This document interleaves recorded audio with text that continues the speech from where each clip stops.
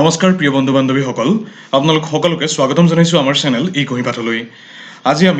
আজি দিনৰ প্ৰথম ভাগত অনুষ্ঠিত হোৱা DT অৰ্থাৎ ডিৰেক্টৰেট অফ টেকনিকেল এডুকেশ্যনৰ জুনিয়ৰ এছিষ্টেণ্ট পদৰ বাবে অনুষ্ঠিত যি পৰীক্ষা, সেই পৰীক্ষাৰ প্ৰশ্ন কাকতখন ছল্ভ কৰিবলৈ আগবাঢ়িছোঁ। ইয়াত আমি সম্পূৰ্ণ 100টা প্ৰশ্নই কভাৰ কৰিবলৈ যত্ন কৰিছোঁ। আমি যথেষ্ট সোনকালে এইখিনি ছল্ভ কৰি আপোনালোকৰ আগবঢ়াব বিচাৰিছোঁ, যাতে অৱতীৰ্ণ হোৱা পৰীক্ষাৰ্থীসকল উপকৃত হয় বা এখন আনঅফিচিয়েল এনচাৰ কি টাইপত তেওঁলোকে ট্ৰিট কৰিব পাৰে। ইয়াত প্ৰথমতেই কৈ থওঁ, আমাৰ ভুল ৰৈ যাব পাৰে, যিহেতু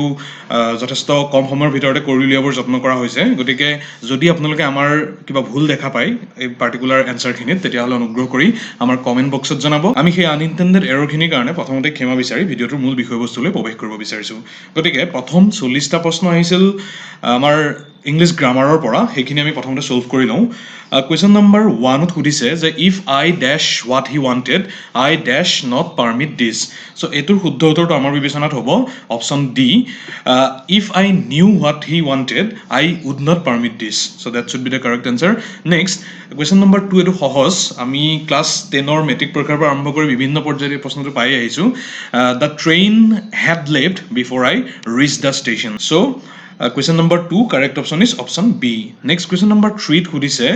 Ria is remarkable dash her skill dash music. আমাৰ বিবেচনাত the correct answer should be option A, Ria is remarkable for her skill in music. Next question number 4ত সুধিছিল যে the belt was made dash ordinary leather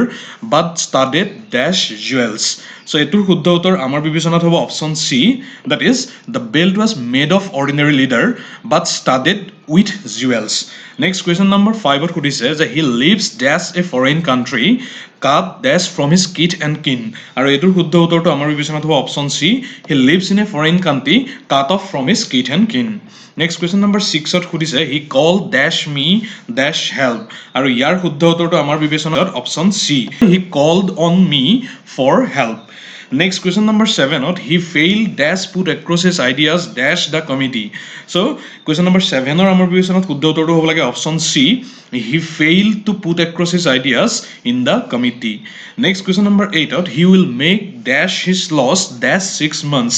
So question number 8ৰ আমাৰ বিবেচনাত শুদ্ধ উত্তৰটো হৈছে option D, he will make up his loss in 6 months. Question number 9ত he has bought dash a new edition dash his book. চ' এইটো bring out হ'ব লাগে, এইটো আমাৰ বিবেচনাত আৰু এটা হয়তো ৰৈ যাব পাৰে, আমিও শুদ্ধ হ'ব পাৰোঁ, কিন্তু আমাৰ বিবেচনাত এইটো ব্ৰট আউট বা ব্ৰিং আউট, এইটো পাৰ্টিকুলাৰলি সেই ধৰণে ব্যৱহৃত হয় যিটো পাব্লিছ কৰা, পোহৰলৈ অনা, তেনেকুৱা জাতীয় অৰ্থত ব্যৱহাৰ হয়। চ' আমাৰ বিবেচনাত শুদ্ধ উত্তৰটো হ'ব লাগে option D, he has brought out a new edition of his book. Next question number 10ত I have always found him a most dash fellow. So এইটোৰ শুদ্ধ উত্তৰটো হ'ব amiable. I have always found him a most amiable fellow. এইখিনি এই particular 11ৰ পৰা 15লৈ এইকেইটা indirect স্পীচলৈ নিব লাগে। So he said I should go there. আৰু ইয়াৰ শুদ্ধ উত্তৰটো হৈছে option A, he said that he should go there. Next question number 12ত কৈছিল she advised me not to worry. So এইটো ইনডাইৰেক্টত আছে, যেতিয়া ডাইৰেক্টলৈ আনিম তেতিয়া শুদ্ধ উত্তৰটো হ'ব অপশ্যন C আমাৰ বিবেচনাত, she said to me don't worry. Next question number 13ত কৈছে he asked me why I had failed. Option C, he said to me why have you failed. Next question number 14ত he said that he was sorry. So এইটোৰ শুদ্ধ উত্তৰটো হ'ব he said I am sorry, option A. Moving on, question number 15. So question number 15ত আহিছিল যে the father asked his son whether he had done well in the examination. So ইয়াৰ শুদ্ধ উত্তৰটো হ'ব আমাৰ বিবেচনাত option B, the father said to his son have you done well in the examination. Next question number 16 চাওঁ, I am afraid he is burning the candle at both ends and ruining his life. So এই burning the candle at both ends, এইটো আমাৰ বিবেচনাত শুদ্ধ উত্তৰটো হ'ব option D, overtaxing his energies, অৰ্থাৎ অপ্ৰয়োজনীয়ভাৱে শক্তি ক্ষয় কৰা, কিয়নো কেণ্ডেলডাল এটা ছাইডৰ পৰাই জ্বলে, যেতিয়া দুইটা ছাইডৰ পৰা কেণ্ডেলডাল জ্বলে সেইটোৰ মেটাফৰিকেল অৰ্থটো অভাৰটেক্সিং হিজ এনাৰ্জিজ বা শক্তি ক্ষয়, অপ্ৰয়োজনীয় শক্তি ক্ষয় হ'ব লাগে আমাৰ বিবেচনাত। Next question number 17, he is এইটো চাগে হি হ'ব, he is proud of his blue blood. So' blue ব্লাডৰ যিটো অৰ্থ সেইটো হৈছে member of high class society, option D should be the correct answer. Next question number 18ত of late he has become popular, ইয়াৰ of late পৰ্চনটোৰ অৰ্থ হৈছে lately. Next question number 19 his performance was of milk and water kind আৰু milk and water এটোৰ পোনপটীয়া অৰ্থ হৈছে ডাল next rearrange the following alternatives to complete the below mentioned sentence এই ধৰণৰ 20 আৰু 21 নম্বৰটো ইয়াত কৈছে she danced with joy that she had topped when she found out the board examination so এটো যদি আমি rearrange কৰো correct যেটো arrangement হেতু আমাৰ বিবেচনাত অপচন সি হ'ব যে she danced with joy when she found out that she had topped the board examination so option C should be the correct answer next question number 21 to যদি আমি rearrange কৰিব যত্ন কৰো তেতিয়া হলে 21 ৰ ক্ষেত্ৰতো আমাৰ বিবেচনাত অপচন সি টোৱে শুদ্ধ হ'ব কিয়নো famine means general scarcity of food grains of an extreme nature in a particular part of country. So option C should be the correct answer. Next 22 পৰা 24 লৈ তিনটা প্ৰশ্ন active passive voice ৰ প্ৰশ্ন 22 সুধিছে my bicycle has been sold আৰু এটো যেতিয়া voice change কৰা হ'ব তাৰ শুদ্ধ উত্তৰটো হ'ব আমাৰ বিবেচনাত option A I have sold my bicycle. Next 23 keep your word আৰু এটোৰ voice change যেতিয়া আমি কৰিম তেতিয়া শুদ্ধ উত্তৰটো হ'ব your word should be kept. Next question number 24 ত সুধিছে do you know him আৰু do you know him to যেতিয়া আমি voice change কৰিম তেতিয়া তাৰ শুদ্ধ উত্তৰটো হ'ব option D is he known to you option D next correct synonym উলিয়াব দিছে 25 ৰ পৰা 28 লৈ চাৰিটা প্ৰশ্ন plagiarism প্ৰথমটো হৈছে plagiarism research লাইনৰ লগত জড়িত বা thesis যিসকলে প্ৰিপেয়াৰ কৰি পাইছে সেইসকলৰ বাবে সহজ প্ৰশ্ন plagiarism মানে হৈছে theft of ideas so কাৰবাৰ দ্বাৰা পাবলিছ হোৱা এটা আইডিয়া বা কনসেপ্ট যেতিয়া পুনৰ ব্যৱহাৰ কৰা হয় আৰু চোৰাংকৈ যেতিয়া কৰা হয় তাক plagiarism কৰা বুলি কোৱা হয় next pinnacle আৰু pinnacle মানে হৈছে pinnacle of his success so peak next mediocre আৰু mediocre অৰ্থ হৈছে average আৰু লাষ্টৰটো আছিল tenacity হৈছে perseverance so perseverance option C should be the correct answer next question number 29 ৰ পৰা 33 লৈ correct determiner choose কৰিব দিছে there is dash hope of his recovery so his son comes to see him dash 3 days so এটোৰ শুদ্ধ উত্তৰটো আমাৰ বিবেচনাত হ'ব option C there is little hope of his recovery মানে খুব কম চান্স আছে প্ৰায় নাই so his son comes to see him every 3 days next question number 30 she did not remember dash title of dash first book that she had read so question number 30 correct option to option A হ'ব দুইটাতে D হ'ব she did not remember the title of the first book that she had read next question number 31 I can speak dash French so I understood dash parts of the speech আৰু এটোৰ শুদ্ধ উত্তৰটো হ'ব আমাৰ বিবেচনাত option B I can speak a little French so I understood some parts of his speech next question number 32 during my walk in the park I saw dash old woman wearing dash red hat so 32 ৰ শুদ্ধ উত্তৰটো হ'ব option A আমাৰ বিবেচনাত during my walk in the park I saw an old woman wearing a red hat next question number 33 আমাৰ বিবেচনাত এটোৰ শুদ্ধ উত্তৰটো হ'ব option D কিয়নো all members are valuable to us and each is going to be given a present so option D should be the correct answer next appropriate collective word or ব্যৱহাৰ কৰিব দিছে 34 ৰ পৰা 36 লৈ a dash of rubbish আৰু a heap of rubbish then a dash of arrows আৰু এটোৰ শুদ্ধ উত্তৰটো হ'ব option A quiver of arrows next 36 to a dash of clothes এটো আমাৰ বিবেচনাত outfit হ'ব লাগে generally clothes ৰ ক্ষেত্ৰত collective noun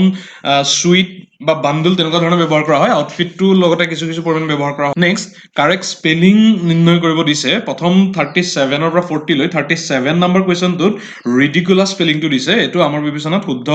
স্পেলিংটো হৈছে option C RIDICULOUS next question number 38 ত ইয়াত irrelevant টো উলিয়াব দিছে সো irrelevant IRRELEVANT irrelevant 39 ত খুদিছে যে occasionৰ স্পেলিংটো হৈছে OCCASION so option B a particular grammar portion to last question 40 incredulous to spelling কৰিব দিছে এটোৰ অপচনটো শুদ্ধ অপচনটো অপচন C হ'ব লাগে আমাৰ বিবেচনাত সো এখিনি আমি ইংলিশ গ্ৰামাৰ পোৰশনটো আলোচনা কৰিলো নেক্সট আমি আলোচনা কৰিব বিচাৰিছো জিকে ৰ যি প্ৰশ্নখিনি আহিছিল হেখিনি সো জিকে প্ৰথমতে অসম চৰকাৰে ৰাইনো ডে গৰৰ বাবে ডেডিকেট কৰা এই দিনটো কোন তাৰিখে সেলিব্ৰেট কৰা হয় খুদিছে সো এটো কাৰেক্ট অপচনটো হৈছে অপচন D 22 সেপ্টেম্বৰ 22 প্ৰত্যেক বছৰতেই ছেপ্টেম্বৰ 22টো ৱৰ্ল্ড ৰাইনো ডে হিচাপে চেলিব্ৰেট কৰা হয়। নেক্সট, পূৰ্ণিমা দাস বৰ্মন বিখ্যাত ৱাইল্ড লাইফ কনজাৰভেশ্যনিষ্ট। তেওঁ পাৰ্টিকুলাৰলি কোনটো স্পেচিছৰ লগত তেওঁ কনজাৰভেশ্যন এফৰ্টত জড়িত সুধিছে। শুদ্ধ উত্তৰটো হৈছে গ্ৰেটাৰ এডজুলেন ষ্টৰ্ক। এই প্ৰজাতিটোক অসমীয়াত হাড়গিলা বুলি কোৱা হয় আৰু পূৰ্ণিমা দেৱী বৰ্মনে এটা অল ফিমেল ইনিচিয়েটিভ লৈছিল হাড়গিলা আৰ্মি নামেৰে আৰু এই বিশেষ প্ৰজাতিটোৰ সংৰক্ষণৰ বাবে যথেষ্ট বৰঙণি আগবঢ়াইছিল আৰু তাৰ স্বীকৃতিস্বৰূপে 2017 চনত বিখ্যাত হোৱাইটলে এৱাৰ্ড, যাক গ্ৰীণ অস্কাৰ বুলি কোৱা হয়, সেই বিশেষ সন্মানেৰে তেওঁক সন্মানিত কৰা হৈছিল আৰু 2017 চনতে ৰাষ্ট্ৰপতিৰ দ্বাৰা তেখেত নাৰী শক্তি পুৰস্কাৰ, যিটো highest civilian award for Indian women, সেই সন্মানেৰেও তেওঁক সন্মানিত কৰা হৈছিল। Next question number 43, which of the following river of Assam is known as Kameng of Arunachal Pradesh. আৰু অৰুণাচল প্ৰদেশত কামেং বুলি জীয়া ভৰলী নদীক জনা যায়। Option D should be the correct answer. Next question number 44ত ইণ্ডিয়ান কনষ্টিটিউশ্যনৰ কোনটো শ্বেডুলে অসমৰ যিসমূহ ট্ৰাইবেল এৰিয়া আছে, জনজাতীয় যিসমূহ অঞ্চল, সেইসমূহৰ এডমিনিষ্ট্ৰেশ্যনৰ কাম কাজ সংবিধানৰ কোনটো শ্বেডুলৰ মতে সেই বস্তুখিনি হয়। আৰু শুদ্ধ উত্তৰটো হৈছে আমি কৈ থাকোঁ 6 schedule. So' option C should be the correct answer. Next question number 45ত যদিহে ভাইচ প্ৰেচিডেণ্ট আৰু প্ৰেচিডেণ্ট দুয়োগৰাকীয়ে ৰিজাইন কৰে, তেতিয়াহ'লে প্ৰেচিডেণ্ট হিচাপে কোনে কাম কৰিব সুধিছে। আৰু ইয়াৰ শুদ্ধ উত্তৰটো হৈছে option C, the chief justice of India will temporarily act. Next question number 46ত সুধিছে যে PMAYG prime ministers Awas Yojana গ্ৰামীণ সেই পাৰ্টিকুলাৰ স্কিমখন কোনটো বৰ্ষৰ ভিতৰত সম্পূৰ্ণ কৰিবলৈ স্থিৰ কৰা হৈছে, টাৰ্গেট লোৱা হৈছে। Option A should be the correct answer. আৰু এই আঁচনিখনৰ লক্ষ্যই হৈছে housing for all by 2022। So' option A should be the correct answer. Next, Assam চৰকাৰ ৰিচেণ্টলি 1 লাখ টয়লেট ৰাজ্যজুৰি কনষ্ট্ৰাক্ট কৰিবৰ কাৰণে এটা কেম্পেইন আৰম্ভ কৰিছিল। তাৰ নামটো কি সুধিছে আৰু তাৰ নামটো অপশ্যন বিত উল্লেখ কৰাটো মিছন সম্ভৱ। নেক্সট কুৱেশ্যন নম্বৰ 48ত ভক্তি ৰত্নাৱলী কোনে লিখিছিল সুধিছে। ভক্তি ৰত্নাৱলীৰ ৰচক হৈছে অপশ্যন এ মাধৱদেৱ। নেক্সট, প্ৰান্তিকৰ ফাউণ্ডাৰ চিফ এডিটৰ কোন সুধিছে। শুদ্ধ উত্তৰটো হৈছে অপশ্যন ডিত উল্লেখিত ভৱেন্দ্ৰনাথ শইকীয়া, বিখ্যাত অসমীয়া সাহিত্যিক। বৰ্তমান প্ৰদীপ বৰুৱাদেৱ এই প্ৰান্তিকৰ প্ৰকাশক হিচাপে তেওঁ কাৰ্যনিৰ্বাহ কৰি আছে। নেক্সট কুৱেশ্যন নম্বৰ 50ত ডক্টৰ ভূপেন হাজৰিকাই পৰিচালনা কৰা প্ৰথম চলচ্চিত্ৰখনৰ নাম কি সুধিছে। আৰু শুদ্ধ উত্তৰটো হৈছে অপশ্যন বিত উল্লেখিত এৰাবাটৰ সুৰ। কুৱেশ্যন নম্বৰ 51ত সুধিছিল যে প্ৰথম অসমীয়া মহিলা যি স্পৰ্টছত ইণ্টাৰনেশ্যনেল গ'ল্ড মেডেল লাভ কৰিবলৈ সক্ষম হৈছিল, এইটো অপশ্যন এত উল্লেখিত অপশ্যনটো হ'ব অংকুচিতা, আচলতে বৰা নহয়, অংকুচিতা বড়ো হ'ব লাগে কাৰেক্ট অপশ্যনটো। অংকুচিতা বড়োৱে 2017 চনতেই AIBA youth women's world boxing চেম্পিয়নশ্বিপত সোণৰ পদক লাভ কৰিবলৈ সক্ষম হৈছিল। তাৰ পৰৱৰ্তী সময়ত অৰ্থাৎ 2018 চনতহে হিমা দাসে ট্ৰেক এণ্ড ফিল্ড ইভেণ্টত সোণৰ পদক লাভ কৰিছিল। চ' আমাৰ বিবেচনাত প্ৰথম অসমীয়া নাৰীৰ যিহেতু সুধিছে, চ' আমাৰ বিবেচনাত Ankushita Boro should be the correct answer, যদিহে স্পেলিংটো স্পেচিফিককৈ যদি ইগনোৰ কৰা যায়। নেক্সট কুৱেশ্যন নম্বৰ 52ত সুধিছে যে GST কোন চনত আৰু কোন তাৰিখে এফেক্টিভলি ভাৰতবৰ্ষত প্ৰযোজিত হৈছিল, লাগু হৈছিল। আৰু 52ৰ কাৰেক্ট অপশ্যনটো হৈছে option C, 1 July 2017। Next question number 53ত সুধিছে যে নিৰ্মলা সীতাৰমন, ইণ্ডিয়াৰ যি কাৰেণ্ট ফাইনেন্স মিনিষ্টাৰ, তেওঁ কৰোণা ভাইৰাছ লকডাউনৰ সময়ত দুখীয়া শ্ৰেণীৰ উৎকৰ্ষ সাধনৰ বাবে কি বিশেষ আঁচনি ঘোষণা কৰিছিল। আৰু এই 53 নম্বৰ কুৱেশ্যনটোৰ শুদ্ধ উত্তৰ হৈছে অপশ্যন চিত উল্লেখিত গৰীব কল্যাণ অন্ন যোজনা, অপশ্যন চি। নেক্সট 54ত অহিংসা পৰম ধৰ্ম এই সংস্কৃত ফ্ৰেজটো আমাৰ জাতিৰ পিতা মহাত্মা গান্ধীয়ে জনপ্ৰিয় কৰি তুলিছিল। কোনটো এনচিয়েণ্ট স্ক্ৰিপচাৰত এই ফ্ৰেজটোৰ বিষয়ে উল্লেখ আছে। আৰু ইয়াৰ শুদ্ধ উত্তৰটো হৈছে অপশ্যন এ, মহাভাৰতত অহিংসা পৰম ধৰ্ম বা অহিংসাই পৰম ধৰ্ম সেইটো উল্লেখ আছে। নেক্সট 55ত অসমৰ প্ৰথম দৈনিক ইংৰাজী বাতৰি কাকত দ্য আছাম ট্ৰিবিউন এইখন কোন চনত পাব্লিছ হৈছিল সুধিছে। আৰু তাৰিখটো সকলোতে একে আছে, 30 ছেপ্টেম্বৰ। চনটো হৈছে 30 September 1946। So' option B is correct. Next 56ত নেশ্যনেল ইউথ ডে আৰু যুৱা দিৱস এইটো কোন তাৰিখে চেলিব্ৰেট কৰা হয় সুধিছে। নেশ্যনেল যুৱা দিৱস চেলিব্ৰেট কৰা হয় 12 জানুৱাৰী, অপশ্যন চি। খুব ৰিচেণ্টলি আমি চেলিব্ৰেট কৰি গৈছোঁ কেইদিনমানৰ আগতে। নেক্সট কুৱেশ্যন নম্বৰ 57ত 2020 চনৰ ৱৰ্ল্ড ৱাটাৰ ডে, বিশ্ব জল দিৱসৰ থিম কি সুধিছে। 57 correct answer option D, water and climate change. Next, অ' মোৰ আপোনাৰ দেশটো অফিচিয়েলি অসমৰ জাতীয় সংগীত ৰূপে ষ্টেট ছং হিচাপে কোন চনত অফিচিয়েলি এডপ্ট কৰা হৈছিল সুধিছে। আৰু 58ৰ কাৰেক্ট অপশ্যনটো হৈছে অপশ্যন বি, 1927ত। তেজপুৰত অনুষ্ঠিত তদানীন্তন অসম ছাত্ৰ সন্মিলনৰ 1927 চনৰ অধিৱেশনত এইটো আনুষ্ঠানিকভাৱে সেই বিশেষ মৰ্যাদাৰে তাক গ্ৰহণ কৰা হৈছিল নেক্সট কুৱেশ্যন নম্বৰ 59ত সুধিছে যে ফাষ্টাৰ হায়াৰ ষ্ট্ৰংগাৰ এই বিশেষ মটোটো কোনটো ইণ্টাৰনেশ্যনেল গেমছ ইভেণ্টৰ আৰু ইয়াৰ শুদ্ধ উত্তৰটো হৈছে অপশ্যন এ অলিম্পিক নেক্সট কুৱেশ্যন নম্বৰ 60 আমি চাওঁ কুৱেশ্যন নম্বৰ 60ত সুধিছে যে ভাৰতবৰ্ষৰ প্ৰথম প্লাজমা বেংক কোনখন মহানগৰীত কোনখন চিটিত আৰম্ভ কৰা হৈছিল আৰু ইয়াৰ শুদ্ধ উত্তৰটো হৈছে অপশ্যন চি দিল্লীত এইটো ইনগ্ৰেট কৰা হৈছিল এই জেনেৰেল নলেজৰ যিখিনি প্ৰশ্ন আছে মূলত 20টা প্ৰশ্ন তাৰ প্ৰায় 40%তকৈ অধিক প্ৰশ্ন আমাৰ পূৰ্বৰ বিভিন্ন এমচিকিউ সিৰিজত আমি কভাৰ কৰিছো সেইখিনি কমন আহিছে দেখি আমি সুখী হৈছো আশা কৰো আপোনালোকে উপকৃত হৈছে যদি ৰেগুলাৰলি চাইছে এতিয়া আমি কুৱেশ্যন 61ৰ পৰা যিখিনি মেথছ পৰ্চন আছে সেইখিনি পোনপটীয়াভাৱে আমি সলভ কৰি দেখুৱাই নাথাকি আমি কাৰেক্ট এনসাৰটো দি যাম পৰৱৰ্তী সময়ত আমি দৰকাৰ হলে আমি সেইখিনি ইলাষ্ট্ৰেশ্যন আমি আগবঢ়াম আপোনালোকৰ বাবে কিন্তু এতিয়া যিহেতু এইটো এনসাৰ কি গতিকে আমি পোনপটীয়াভাৱে এনসাৰখিনি কৈ যাব বিচাৰিছো কুৱেশ্যন নম্বৰ 61ত ইয়াত 3 টাইমছ বুলি ইয়াত উল্লেখ আছে 3 টাইমছ কৰিলে আমাৰ বিবেচনাত ইয়াত যিকেইটা অপশ্যন দিয়া আছে সেইকেইটা অপশ্যনৰ ভিতৰত এটাও শুদ্ধ নাহে যদি এইটো √3 টাইমছ হয় তেতিয়াহ'লে অপশ্যন চি টো শুদ্ধ হ'ব সো আমি পাৰ্টিকুলাৰ এই কুৱেশ্যনটোৰ এনসাৰ হিচাপে 30 ডিগ্ৰীটোকে ৰাখিছো কিন্তু এইটো কিছু ডাউটফুল প্ৰশ্নটো অফিচিয়েল এনসাৰ কি দিলে সেইটো আপোনালোকৰ বাবে সম্পূৰ্ণ শুদ্ধ ৰূপত হি প্ৰকাশ্য হ'ব নেক্সট কুৱেশ্যন নম্বৰ 62 এইটোৰ শুদ্ধ উত্তৰটো হ'ব 19 নেক্সট কুৱেশ্যন নম্বৰ 63ত শুদ্ধ উত্তৰটো হ'ব আমাৰ বিবেচনাত 4233 অৰ্থাৎ option B next question number 64ত শুদ্ধ উত্তৰ হ'ব অপশ্যন ডি 700 এপলছ আমাৰ বিবেচনাত এইখিনি আমাৰ ক্যালকুলেশন কিবা ভুল ৰৈ যাব পাৰে আপোনালোকক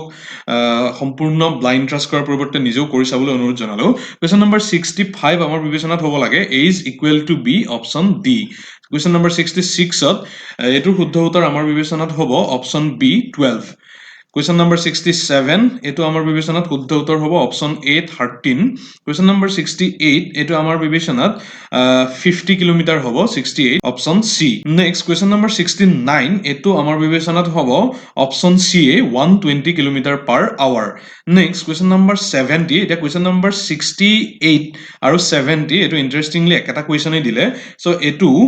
কুৱেশ্যন নম্বৰ 68 ৰ নিচিনাকে এইটো অপশ্যন 50 কিলোমিটাৰ হ'ব খালি ইয়াত অপশ্যন এ কৰি দিছে এইটো নেক্সট কুৱেশ্যন নম্বৰ 71 এইটো আমাৰ ক্যালকুলেশনত শুদ্ধ উত্তৰটো ওলাইছে অপশ্যন বি 4 ইয়াৰ্স 72 এইটো 4:5 ওলাইছে আমাৰ বিবেচনাত অপশ্যন ডি কাৰেক্ট হৈছে আমাৰ মতে নেক্সট কুৱেশ্যন নম্বৰ 73 21:22 এইটো আমাৰ বিবেচনাত শুদ্ধ হ'ব অপশ্যন সি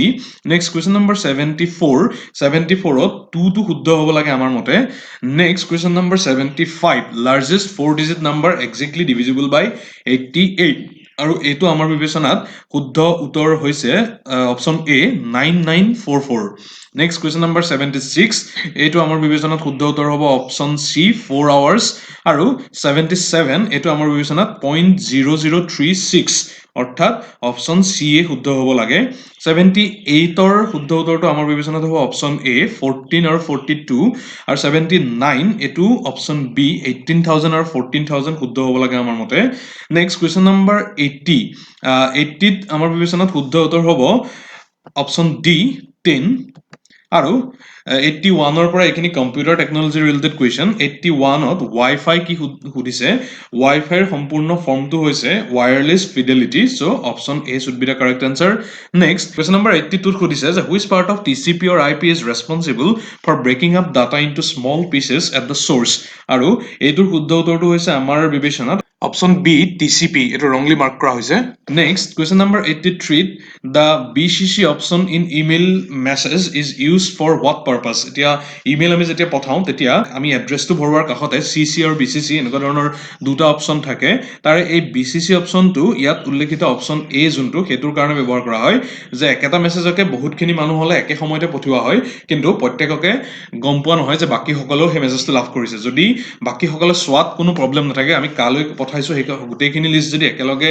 বাকি সকলে গম পোৱাত যদি কোনো আপত্তি নাথাকে তেতিয়াহ'লে আমি তাক CC কৰো BCC কৰিলে বাকি সকলে গম নাপায় যে কালৈ হেতু পঠোৱা হৈছে question number 84ত the data type that is used to create a clickable link to a web page file or email address সেই data type টো কি সুধিছে so 84 ৰ correct answer টো হৈছে option C hyperlink next question number 85 First graphical web browser টোৰ নাম সুধিছে আৰু 85 ৰ শুদ্ধ উত্তৰটো হৈছে অপশ্যন সি আমাৰ মতে NCSA Mosaic এইটোৱে হৈছে first graphical web browser next GIF ৰ সম্পূৰ্ণ নাম কি সুধিছে GIF কুৱেশ্যন নম্বৰ 86 ৰ ইয়াৰ শুদ্ধ উত্তৰটো হৈছে অপশ্যন এ আমাৰ মতে graphics interchange format should be the full form next question number 87ত লিংক ভিলিংক আৰু এলিংক এইকেইটা কোনটো টেগৰ এট্ৰিবিউট হয় সুধিছে শুদ্ধ উত্তৰটো আমাৰ মতে হ'ব লাগে HTML অপশ্যন বি নেক্সট 88ত DNS যিটো ইণ্টাৰনেট টেকনলজিৰ ক্ষেত্ৰত ব্যৱহাৰ হয় DNS টোৰ সম্পূৰ্ণ ফৰ্মটো সুধিছে সেইটো আমাৰ মতে হ'ব লাগে অপশ্যন ডিত উল্লেখিত domain name system option D next 89ত ফুল ফৰ্ম সুধিছে SMTP আৰু সেই SMTPৰ সম্পূৰ্ণ ফৰ্মটো হৈছে অপশ্যন এ আমাৰ মতে simple mail transfer protocol next moving on question number 90ত সহজ প্ৰশ্ন এটা সুধিছে যে USB সেই USB টোৰ ফুল ফৰ্মটো কি আৰু USB ৰ ফুল ফৰ্মটো হৈছে অপশ্যন বি আমাৰ মতে যে universal serial bus next question number 91 শুদ্ধ উত্তৰটো আমাৰ মতে হ'ব 3 অপশ্যন এত যিটো উল্লেখ আছে এই পাৰ্টিকুলাৰ পৰ্চনটো যদি আমি চাওঁ 3 টো য'ত আছে সেই 3 টো গোটেইকেইটা চাৰ্কুলেৰে তাক কভাৰ হৈ আছে এই প্ৰথম চাৰ্কুলটো বা এই দ্বিতীয় চাৰ্কুলটো বা এই তলফালে থকা চাৰ্কুলটো গোটেইকেইটাৰে কভাৰ হৈ থকা একমাত্ৰ পৰ্চনটো হৈছে 3 চ' আমাৰ বিবেচনাত সেইটোৱে শুদ্ধ উত্তৰ হ'ব লাগে নেক্সট কুৱেশ্যন নম্বৰ 92ত